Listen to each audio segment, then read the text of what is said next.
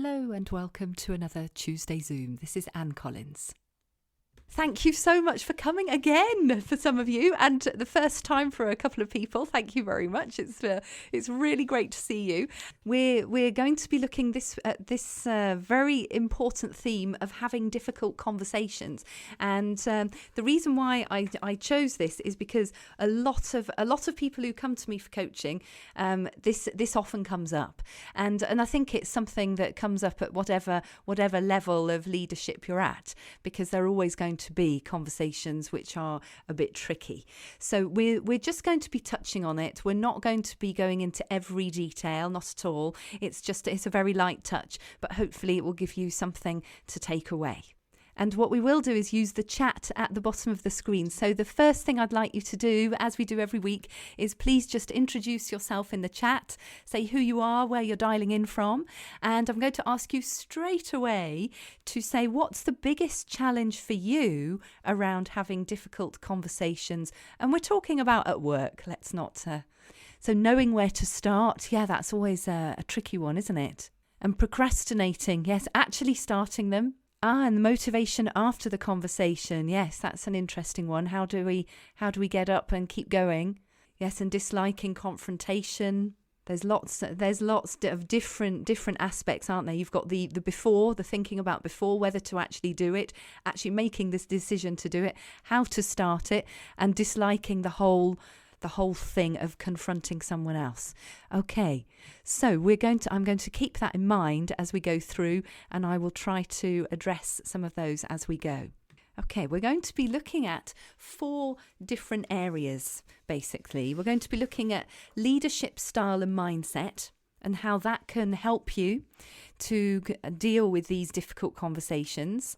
And we're going to also look at some steps that you can take tomorrow, some really immediate steps that should help. And then the long-term strategies, which obviously are where you need to be concentrating as well. And then some practical tips for the conversation. So these, I'm hoping that we will cover, some of the things that you've just. I'm just going to first ask you to think about what could make the conversation difficult. So there's lots of things actually which I came up with when I thought about this. I think when you're having to discuss something with someone that's around behaviour or attitude, I think that's obviously going to be tricky. If you suspect that the person is going to react badly and not accept the feedback, that's obviously tricky. If it's a long-term problem that hasn't been addressed, I think this is always something that particularly affects new leaders when you're coming into a position and you've inherited a problem that hasn't been addressed.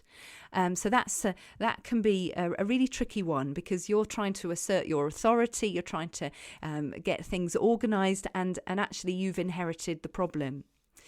That can also be difficult if you've got the member of staff in question is older or more experienced, or that you feel in some way that they have a status that is higher in some ways, in some area.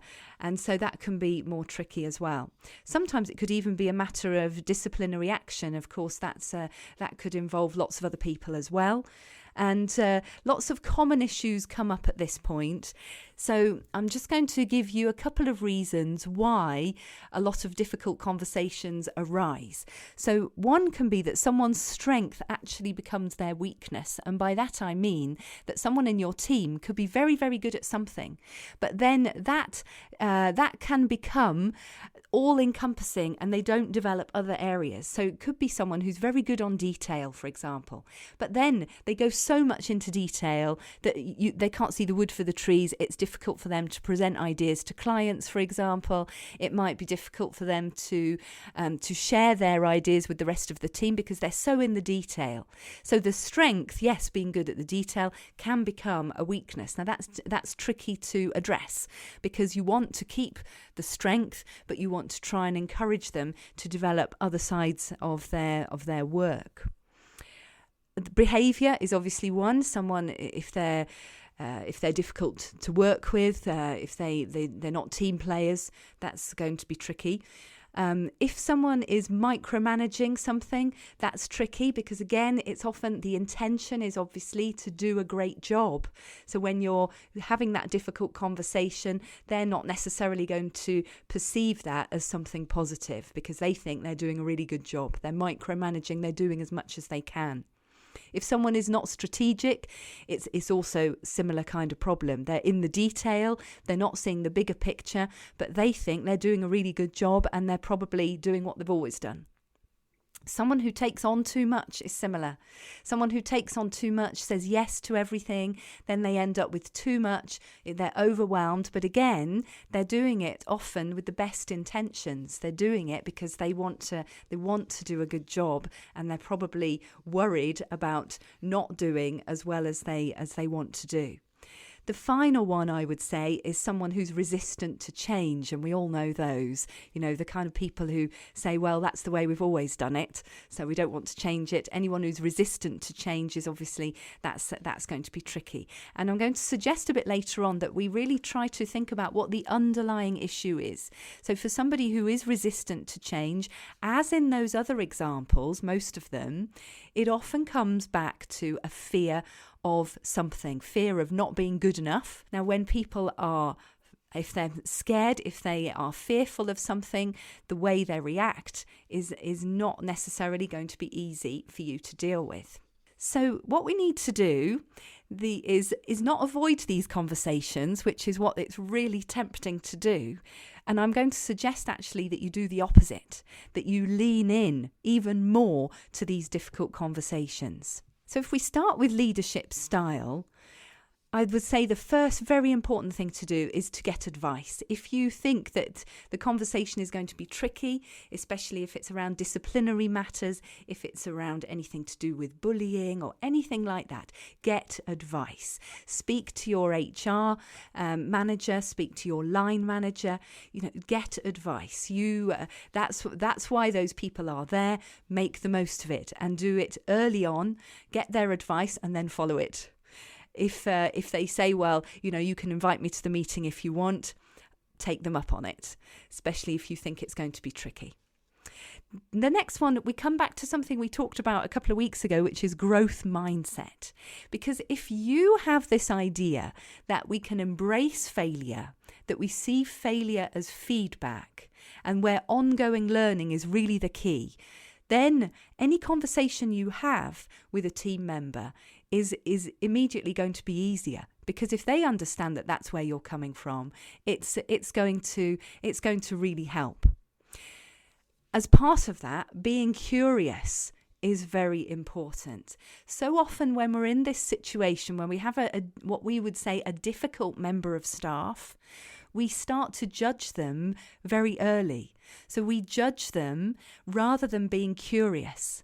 So try to stay curious. Now that is very difficult. I'm not saying that any of this is easy, because we're human as well. So if we're feeling irritated, it's very hard to stay curious. But keep that in mind. Keep that growth mindset really solid, and try to keep an open mind. Try to remember that the person in front of you is multidimensional and you don't know what's going on.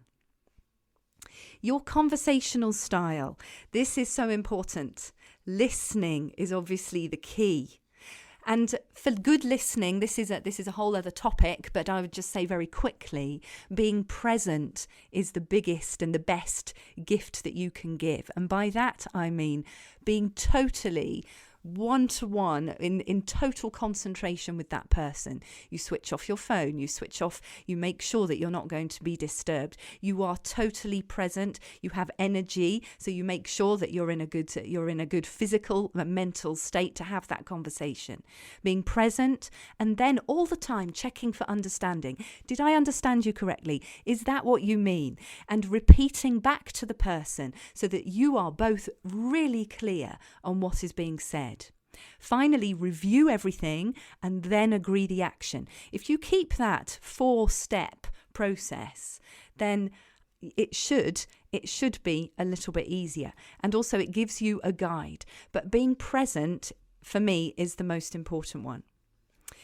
Linked in with that, and why I think having that 4-step is important, is being able to manage your own emotions. We all know that it's difficult when somebody in front of us is then blaming us, is saying, well, that's because you did that. So managing our own emotions, again, that's another topic that we will look at another time. But if you can just keep in mind that emotions are just data, that's it. So the emotion is data for you. You see that, you understand it. Okay, that's what it is. Let's deal with that. So keep that in mind, managing your emotions. A real commitment to addressing the issues. Now, by that, I mean that, again, in these difficult conversations, it can become a way of us trying to justify why we've actually had that conversation, why we've called that meeting. But instead of that, have a commitment to the solution at the end. So not a commitment to saying something is wrong, but really a commitment to the solution. Again, if you keep that in mind, it helps managing emotions, it helps the growth mindset. All of these things are interlinked. Afterwards, I would say, allow some time to debrief. So analyze yourself, what happened. If it is so serious that you are in contact with HR or with your line manager, debrief with them.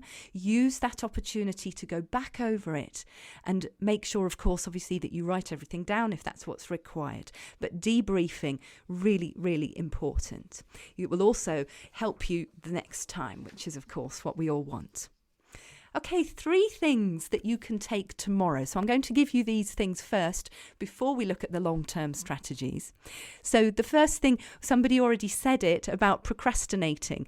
So yes, what's difficult today is going to be better tomorrow. If you do it today, it is definitely going to be better tomorrow. So get on with it. Just get it organised and get it done. Now, Brené Brown is an author that I really like, and if you haven't come across her yet, I would really recommend her. She's just written fairly recently wrote a book called Dare to Lead. And in that, she talks a lot about this. And the next little bit I have taken from her. So this is not Anne Collins. This is from Brené Brown. But she's so excellent, and I think you will find her useful. So her big message is clear, is kind. And if we just think about that for a minute, I think that is quite fundamental in that it's very simple and it's obvious, but actually it's quite hard to do when you're having a difficult conversation. So being clear is being kind. And she goes as far to say as being unclear is unkind. Now, I'm not sure about that. Personally, I think being unclear might be a mistake. I'm not sure it's unkind. The third thing that I think you should try is, as a leader, model how to receive difficult or uncomfortable feedback so that you can install a culture of having a positive idea around feedback. Now, this is the interesting part, I think, because what I'm going to suggest to you is that you try to install a culture of frequent, quick and honest feedback loops. So to do that, it's really easy. The first thing that you have to do is to set up places where that can happen. So where you're asking your team for feedback on a really regular basis. And when that happens and you're uncomfortable, you need to identify why you're uncomfortable. So where is your own discomfort coming from? Are you actually thinking, am I good enough? Because this is really normal in a leadership position. We feel, am I good enough? Especially when it's a new role. So where is that discomfort coming from? If someone is saying, well, that's not good enough, I don't like that, I don't like the way you do that, where is the discomfort for you? So identify that and then ask for more feedback and see how that can become a positive cycle. But be careful of the classic shutdown. Because many people, when they ask for feedback, they say, oh, yes, I asked for feedback. And then I ask them, so what did you say afterwards? And they said, well, I said, OK, thanks very much. I'll try and work on it. Well, that's kind of, OK, give it to me. But, then we park it. That's not really enough. So and this is where it's tricky actually, because if you can at that point say, okay, so yeah, thanks for that. So now can you tell me, how does that play out? What does that look like? I need to understand this.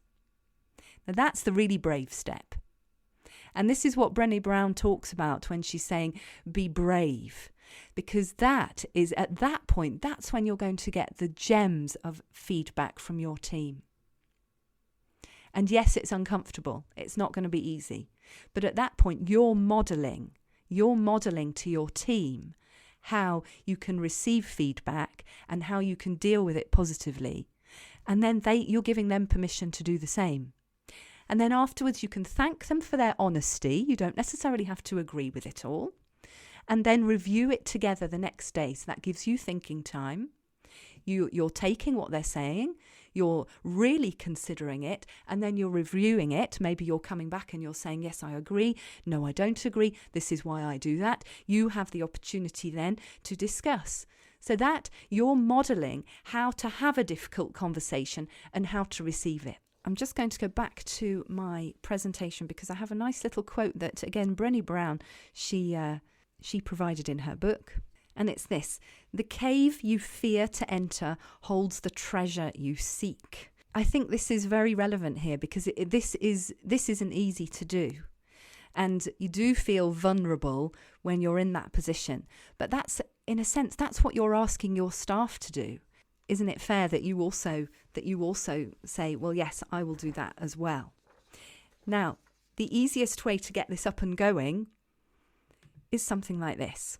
So this quick feedback loop, I think this is absolutely brilliant. And if you can start doing this, then the rest of it will start to come together.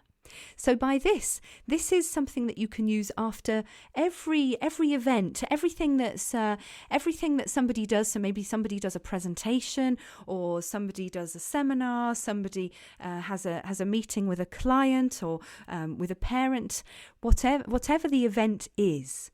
So then with your team, you can ask that person, so what one thing do you think you did well? So they reply. Then you say, here's one thing I think you did well. One thing you'll do differently next time. And here's one thing I think you could do differently next time. So with those 4 little questions, you're having what could be a difficult conversation, but actually it's not, because it's quick. It's immediately after the event, so it's quick feedback.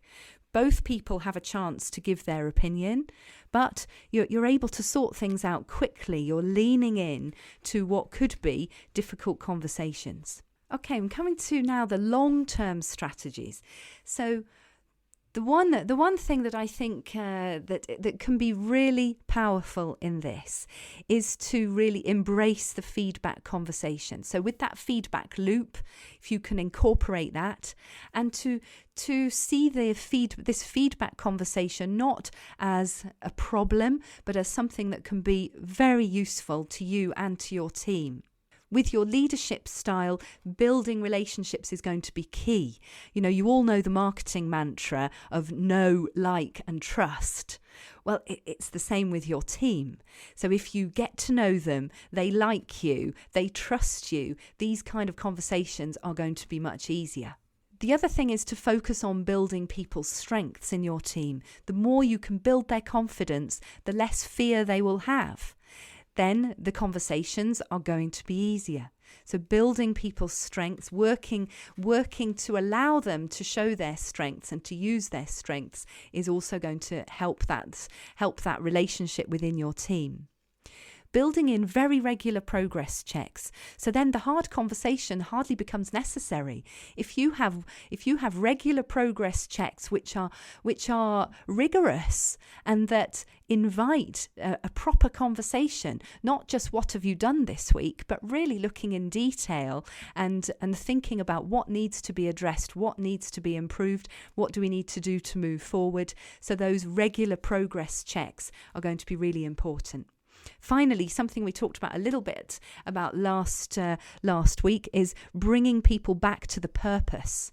So bringing people back around the purpose, around what you're doing, and uniting around it so that people feel that they are together in this. This is not people being picked on individually. You all have a common purpose and everybody has a role to play. So the feedback is designed to help everybody. One issue that came up in a coaching session fairly recently was someone said, but yes, it's my boss. I need to have this difficult conversation with my boss. Now, this obviously raises lots of questions, and my first reply would be, well, be very cautious, obviously. And all of what we've just talked about applies, a lot of all those points, building relationships, all of that. But if you really imagine that your boss is your customer, then focus on finding solutions together. So, and you could even start to coach your boss. This works extremely well in difficult situations. And by that, I mean just asking the simple question of, well, what could we do? What could we do? Find the solutions. What could we do? Keep it open. So coaching your boss, seeing your boss as a customer and being careful and building those relationships all the time. Do your preparation. So ensure that you are already very clear about your objectives generally. Many of these problems arise when people don't know what they're supposed to be doing. They don't know what's expected of them. And sometimes these goals can be very vague. If your goals are vague from your boss, you need to get them clarified. You need to be clear what it is that's expected of you. And if you're not clear, keep going back. And when you are clear, make sure it's recorded, make sure that everybody has agreed on that. And then ask for regular feedback and reviews on your progress, even if it's not built into the system. Leaving it to the annual review is way too late. That's the point where you can end up in these difficult conversations. Okay, so how do we go about preparing for these kind of conversations? So the first thing is for you to have clarity. And in this situation, I'm imagining that you are the leader of your team. You need to talk to one of the people in your team. So you need to have clarity about the purpose of the conversation and be very clear on that. So what are the outcomes that you're hoping for? Another thing you can do if it's something that is bothering you a lot and it's quite a stressful thing is visualize the conversation in advance. In particular, identify what the possible objections are going to be. So you probably know this person quite well. You know what they're going to say, probably. You know the objections that are going to come up. Imagine those objections and be prepared for them. But also be prepared for the negative emotions that you may have at that point. If you've already identified what those are going to be, you can probably deal with them pretty easily. Of course, plan to debrief yourself depending on the level of the discussion. My final piece of advice, which is probably very basic, but it really is choose your battles. You can't battle everything. Think carefully about where and when the conversation will take place. Now, I would say particularly the when, in terms of you and your own energy, your own, when you're best, you need to be on good form. You need to feel relaxed. Finally, I would say avoid the easy mistakes, because there are so many things that we can do without thinking that create difficult situations without us meaning to. I would say the biggest one is being careful about emails. Be careful what you send in an email. Pick up the phone and chat to people. You're much less likely to have a problem, especially if it's something delicate. And remember, in the end, it's just all about people. And if other people in your team, if they're anxious, if they're fearful, if they don't feel like they're good enough, that's when things can go wrong. So you can do a lot to make sure that they're not feeling that they're feeling confident, that they're feeling capable of doing what they need to do, and that they can ask you for help. Have your finger on the pulse. Keep in touch with people. Well, that's all from me today. Thanks very much for listening. That's another Tuesday Zoom, and do join us again next week. Thanks very much. Bye-bye. Hello and welcome to another Tuesday Zoom. This is Anne Collins.